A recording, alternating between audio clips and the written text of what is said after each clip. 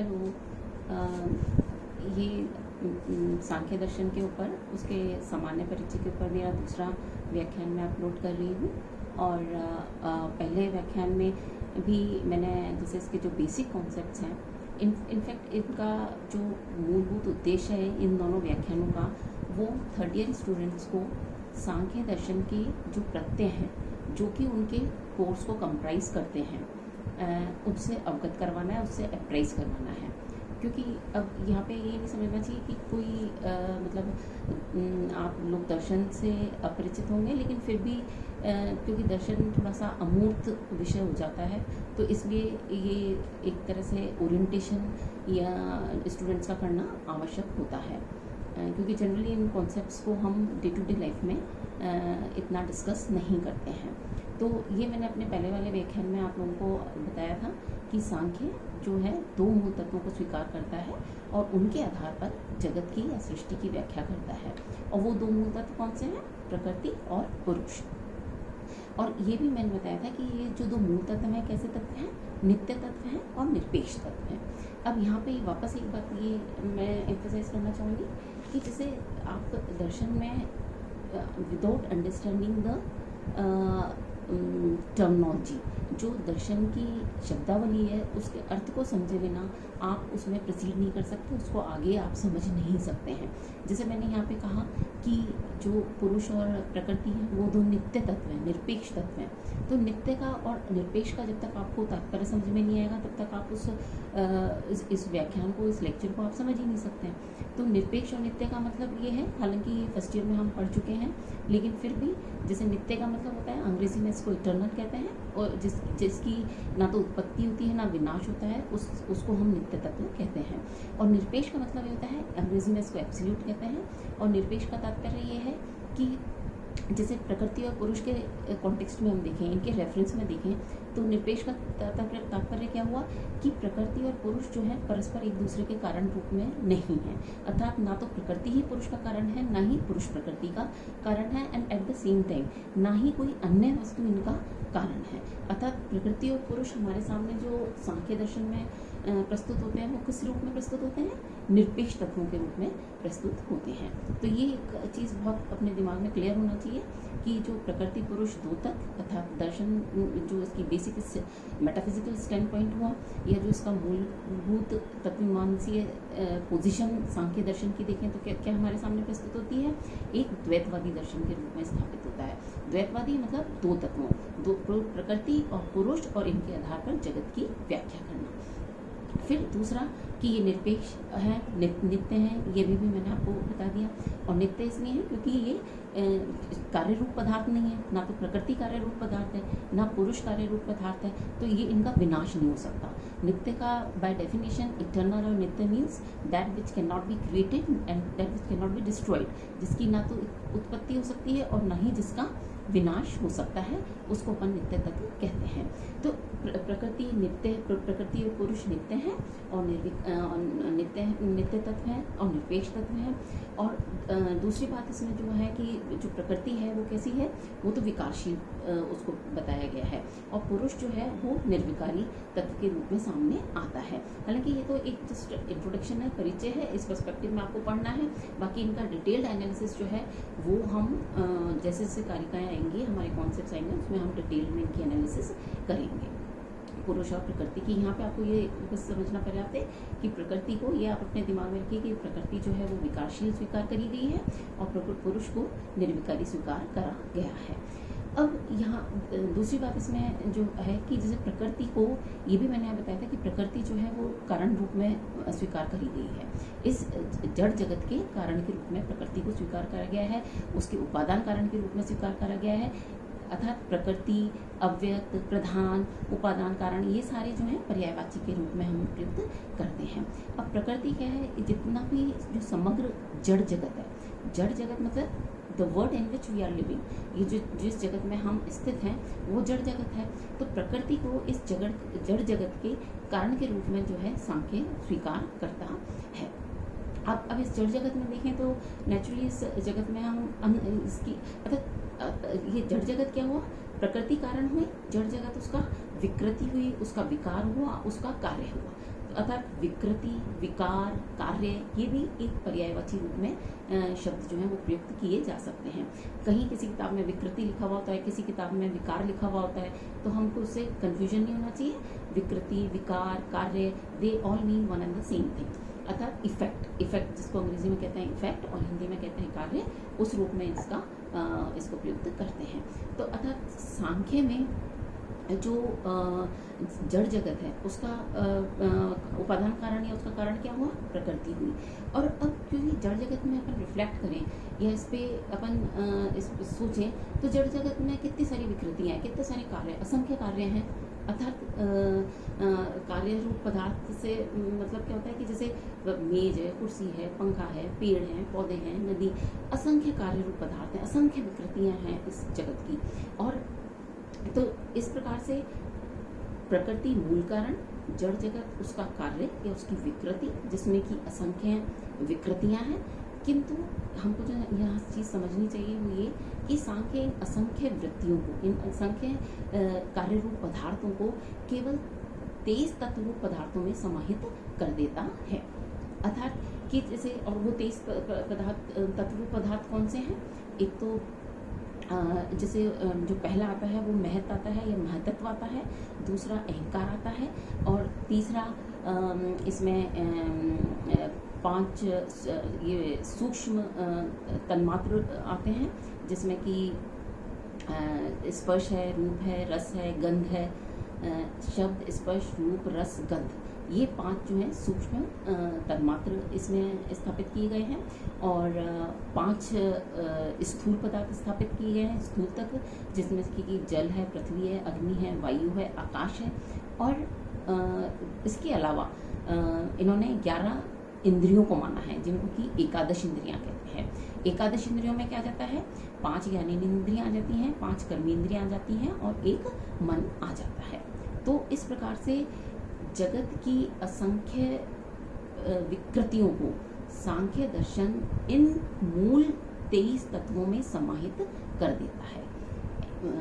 महत या महातत्व, या जिसको बुद्धि भी कह देते हैं, अहंकार, 5 तन्मात्र, शब्द, स्पर्श, रूप, रस, गंध, और 5 स्थूल रूप पदार्थ, जल, पृथ्वी, अग्नि, वायु, आकाश, और एकादश इंद्रियां। तो इस प्रकार से ये 23 स्थापित हुए। और 2 मूल तत्व हमने आगे डिस्कस करे, प्रकृति और पुरुष।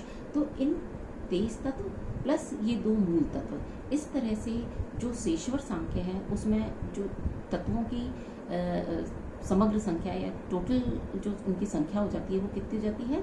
25 तत्व सांख्य के दर्शन के हो जाते हैं। अब यहाँ पे भी आपको, क्योंकि पुस्तकों में अलग अलग विवरण हम लोग को प्राप्त होता है, तो जैसे ये जो 25 तत्व हैं ये हैं निरीश्वर सांख्य के। यहाँ पे और हम विस्तृत में आगे की क्लासेस में चर्चा करेंगे, लेकिन एक्चुअली जो डोमिनेंट इसका एम्फेसिस भी नहीं कहना चाहिए, लेकिन जो इसका मूलभूत वो जो स्टैंड पॉइंट है वो तो इसका एक तरह से निरीश्वरवादी ही दर्शन हम इसको स्वीकार कर सकते हैं। क्योंकि जनरली सांख्यन पर्सपेक्टिव को यही माना जाता है कि वो ये स्वीकार करता है कि भाई हम 2 कारण हैं, प्रकृति और पुरुष, और इनकी सहायता से हम जगत की व्याख्या कर सकते हैं। हमें किसी ईश्वर आदि को स्वीकार करने की आवश्यकता नहीं है as a cause of this word. तो इसलिए मूलभूत रूप से हम कह सकते हैं कि जो सांख्य का स्टैंड पॉइंट है वो निरीश्वर सांख्य है। तो निरीश्वर सांख्य में तो ये 25 तत्व हम स्वीकार करते हैं, लेकिन कुछ आगे और ग्रंथकार देखें जैसे कि विज्ञान भिक्षु आदि हैं, तो उन्होंने ईश्वर आदि को स्वीकार करा है। तो वो जो उनकी पोजीशन है वो कैसी कहलाती है? शेश्वर सांख्य की कहलाती है। तो वहाँ पे चूंकि ईश्वर को एक तत्व के रूप में स्वीकार कर लेते हैं, तो इस प्रकार से वहाँ पे 26 तत्व हो जाते हैं। तो ये इसमें कोई कन्फ्यूजन होने की बात नहीं है। आपको जैसे ये कई बार आपको ऑब्जेक्टिव टाइप उसमें भी आता है, तो जो शेश्वर सांख्य और निरीश्वर सांख्य, तो निरीश्वर सांख्य के तो 25 तत्व हैं और शेश्वर सांख्य में 26 तत्व स्वीकार करे जाते हैं। दूसरी बात इसमें जो है वो ये कि तो इस प्रकार से प्रकृति जो हुई, जो कि अव्यक्त है, वो अव्यक्त रूप है, और जो जड़ जगत है वो व्यक्त रूप है। तो अव्यक्त और व्यक्त एक दूसरे में इनमें जो संबंध हो गया वो कारण और कार्य का हो गया, या जिसको दूसरी तरह से हम आपको कहीं लिखा हुआ दिखेगा कि प्रकृति विकृति भाव है प्रकृति में, और इस जगत में जो भाव है, जो रिलेशनशिप है वो कैसी है? प्रकृति विकृति रूप है, कारण और कार्य रूप है। एक्चुअली इन जो टर्मिनोलॉजी है, क्योंकि ये जैसे अब आप सीनियर क्लासेस में आते हैं तो थोड़ी सी जो शब्दावली है वो थोड़ी क्लिष्ट सी होती जाती है। तो यहाँ प्रकृति और विकृति से किसी प्रकार का कोई संदेह उत्पन्न नहीं होना चाहिए। केवल मात्र जो हम आगे की क्लासेस में पढ़ते हुए आए हैं कि कारण कार्य की बात अक्सर दर्शन में होती है कि प्रत्येक कार्य का कोई ना कोई कारण होता है। फॉर एग्जाम्पल, जैसे अगर हम मिट्टी है, मिट्टी से घड़ा बना रहे हैं तो मिट्टी क्या हो गई, मिट्टी कारण हो गई और घड़ा उसका कार्य रूप पदार्थ हो गया। तो इस प्रकार से जो मतलब प्रकृति और विकृति, तो इसमें जो घड़ा हो गया वो विकृति हो गई और जो मिट्टी हो गई वो प्रकृति हो गई। इस पर्सपेक्टिव में आप प्रकृति विकृति का कहीं पे भी कुछ विवरण आता है तो आप just take the example of मिट्टी एंड घड़ा और try to understand this any प्रकृति और विकृति कॉन्सेप्ट इन दिस पर्सपेक्टिव। इसमें आप समझने की कोशिश करें तो प्रकृति और विकृति शब्दावली से कोई कंफ्यूज होने की आवश्यकता नहीं है। केवल मात्र कारण और कार्य भाव को इन्होंने प्रकृति उससे इसको इंगित करा है। दूसरे सबसे इम्पोर्टेंट और समझने की बात है इसमें वो ये है कि सांख्य दर्शन बेसिकली क्या मान रहे हैं कि कारण कार्य उसको स्वीकार कर रहे हैं। दूसरा वो कहना चाहते हैं कि जो कार्य है वो कारण का एक रूपांतरण मात्र है, अर्थात तात्विक रूप से देखें तत्वतः तो कारण और कार्य में कोई अंतर नहीं है, अर्थात घड़े में और मिट्टी में वस्तुतः तत्व के स्तर पे कोई अंतर नहीं है।